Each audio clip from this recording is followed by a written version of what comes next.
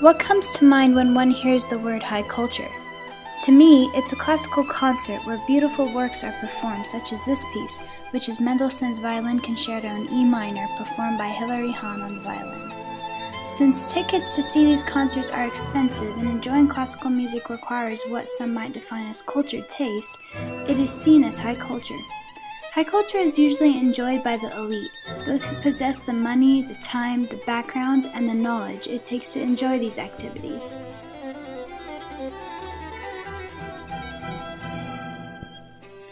Classical music is not the only type of high culture music. Opera is a form of theatrical music, such as the Magic Flute by Mozart.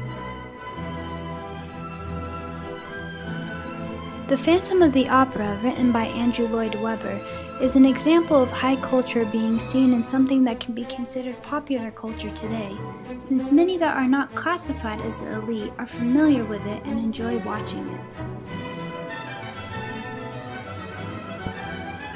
Many performing arts can also be considered high culture, such as ballroom dancing. This style of dancing is not common nowadays, and only those who have money to take classes know how to elegantly dance this way. A more common type of performing art is ballet, as seen in this clip of Swan Lake by Tchaikovsky.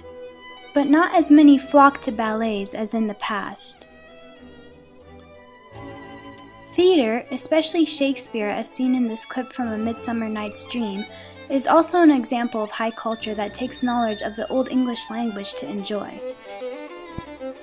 Classic movies, such as Singing in the Rain, are not as common to hear of these days. Other movies, like It's a Wonderful Life and the time-honored favorite Casablanca, are old classics that many with the cultured taste of black and white film enjoy. Here's looking at you, kid.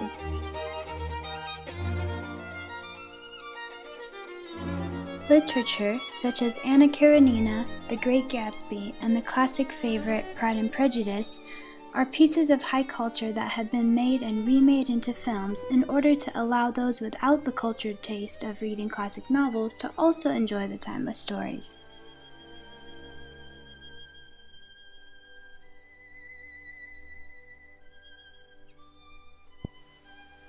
Fine arts, such as painting, has morphed throughout the years, yet classic works like Monet's Water Lilies and Vincent van Gogh's Starry, Starry Night are still appreciated by those who enjoy the refined arts. Sculpting is not as popular of a fine art as painting nowadays, but there are people with the cultured taste for timeless pieces, such as Michelangelo's David.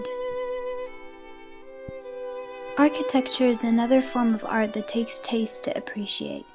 Beautifully designed buildings like the Taj Mahal in India, the Pantheon in Rome, and our country's very own White House still awe people to this day. Another form of art that the elite, such as the Kardashians, are most able to indulge in is fashion, since investing in clothes that are meant more to impress than be practical requires a high economic status. Fashion designers such as Ralph Lauren, Kate Spade, and Chanel cater towards the elite who can afford the extravagant clothing. Social status is influenced by enjoyment of high culture because these forms of art that we have seen require a certain level of education, the economical means, and background knowledge to enjoy. As Paul Lopez speaks of in his article, Culture and Stigma, stigma is seen in many cultural forms at either a general level or more commonly at a specific level. An example of this can be seen when looking at music. Classical music, such as this piece, is considered high culture, but another level of the music industry, the genre of rap music, has a stigma associated with it to some people since it originated in the African American community and its image is not as clean.